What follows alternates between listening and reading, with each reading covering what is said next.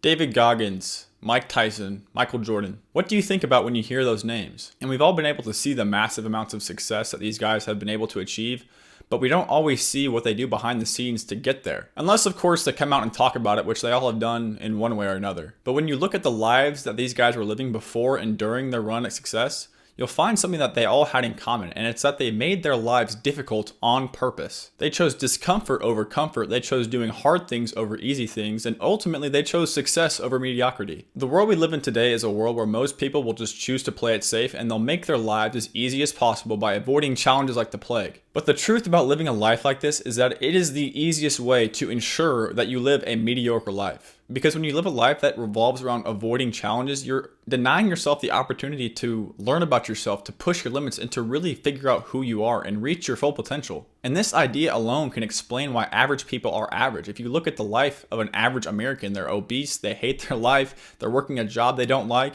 and they don't have any self-confidence. And it might sound cliche, but this is the reality of it all. And I'm not saying that every average person looks exactly like that, but that lifestyle I just described is a lot more common than you might think. But it's also relatively easy to explain why that is the case. It's because these people who live these kind of lives choose an easy life early on, and so they were given a harder life later on. And that is something you must understand. And you've probably heard the quote before, tough times create strong men create easy times.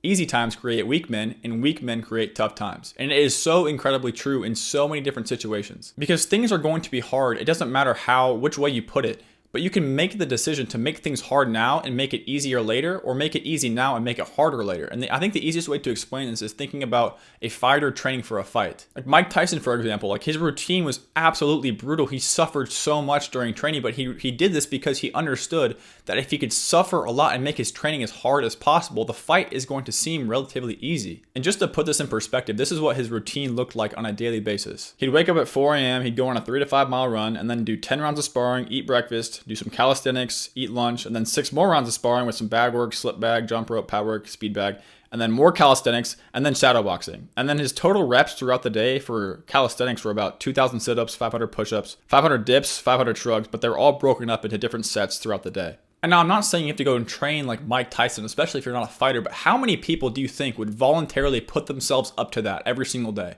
Not many. And not only did this get his body into incredible shape that was just way beyond everyone else, it also got his mind to a place where he had confidence that nobody else could replicate. I mean, think about how confident you would feel if you could walk into the ring during a fight and just know deep down that the person you are fighting did not train nearly as hard as you did. I mean, sure, it technically would have been easier for him on his body and his mind to just sit down all day and relax and do nothing and half-ass his training, but that would have made the fight so much harder. But again, even if you're not training for a fight, this concept still applies. The average 19 to 20-year-old college student is just, doom scrolling social media, smoking weed every day, going out 3 to 4 times a week and getting blackout drunk. It's easy to sit in your bed all day and scroll TikTok. It's easy to get home after a long day at school and whip out your phone and beat your meat to some pixels on a screen. It's easy to walk down to the bars on a Saturday night and get blackout drunk with your parents' money. And I know this because I did all these things. I lived that lifestyle that I just described. But I was lucky enough to realize that I was really just making my life so much harder down the line. Because when you do all these things and you engage in all this immediate gratification, you're essentially stealing happiness and fulfillment from your future self. You just don't know it yet. I mean, just think about it. You go out on a Saturday night with some of your friends, you drink, you get really drunk, and then the next morning, what do you say?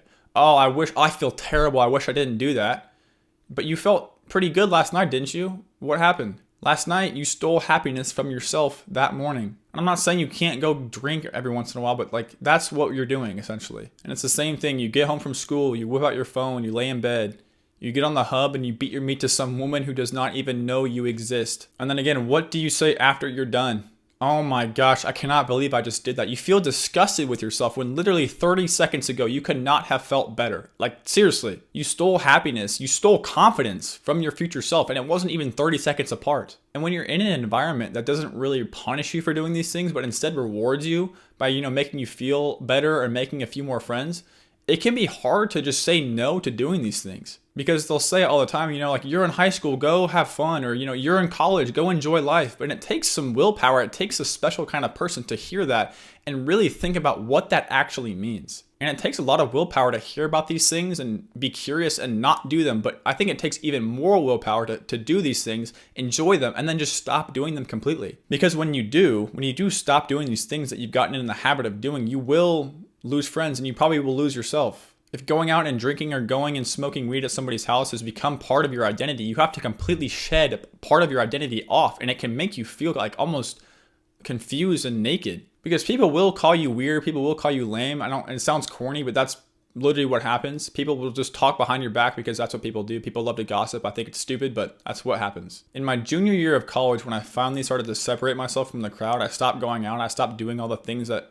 everybody else was doing. It was hard. I would see girls and like people I would go out with, and they'd always ask me like, why are you being lame? Like, are you antisocial? And it doesn't seem like much at all, but deep down it kind of got to me because I didn't even really know myself yet. I could see through the superficial nature of college with like hookup culture and all of that stuff, but I didn't really know what else there was to do. I didn't have any goals. I didn't have anything I was pursuing. All I had was just myself in an environment where I did not fit in. And I began to think maybe I am antisocial, maybe I am lame, because I didn't really have a reason to explain why I stopped going out, why I stopped doing all these things, except for I just don't feel like it. I don't want to anymore. And this is really when I began to slip into one of the worst periods of my life, both mentally and physically. Just everything was just not good. It was awful. I'd wake up late. I'd pretty much miss all of my classes. If I didn't have to go to a class, I would not go. I would go to McDonald's to grab a Big Mac, probably eat it in the car because I didn't want to go home and talk to my roommates, and then I would come back in my room, sit down, probably scroll social media for a couple hours, and then go to the gym and work out. So at least I could say I did something that day. But what I did not realize at the time was that this awful period of my life would be something that I would always be grateful for, and I still am. And when you think back to the quote, tough times create strong men create easy times create weak men create easy times. This was a tough time, but I didn't do it on purpose. I did not put myself through this hard time intentionally. I was not making my life hard on purpose, but someone or something was, and I just could not see it. But whether or not you create these hard times for yourself on purpose or on accident, what comes out on the other side will be much stronger than it was before, and that always is going to be the truth. And once I got out of this situation, I began to understand that everything happens for a reason. It sounds corny, but like, seriously, the hard times that you go through happen for a reason, and you will look back one day and realize that it was the best thing that ever happened to you. And if you cannot understand why this is, I want you to think about if you were God or the universe or whoever created you, and you wanted to give yourself any trait you wanted. If you wanted to be strong, would you give yourself an easy life? If you wanted to be patient, would you give yourself everything you wanted right away? If you wanted yourself to understand the value of being kind, would you have everybody be nice to you? And this is how you become the person you are meant to become, but you don't have to be God. You don't have to be somebody else looking down on you. You can do it yourself. Of course, you have God watching over you, but you can also watch over you. You can choose to put yourself in situations that you know will be hard, but you'll have an understanding now that there's a purpose behind it, and the result will be a person that is stronger, that is so much stronger than they were before. You'll understand that the pain and the suffering you're enduring right now will soon evolve into happiness and peace and success later on. And that will always be the truth, no matter which way you put it. Train a little bit harder, run the extra mile, just push yourself to your limits because you don't even know what they are yet. I promise you, you are mentally and physically stronger than you could ever possibly imagine. You just have to do the things that you don't want to do, but do them like you love them. Because a hard life now means an easy life later, and that is why you do hard shit on purpose.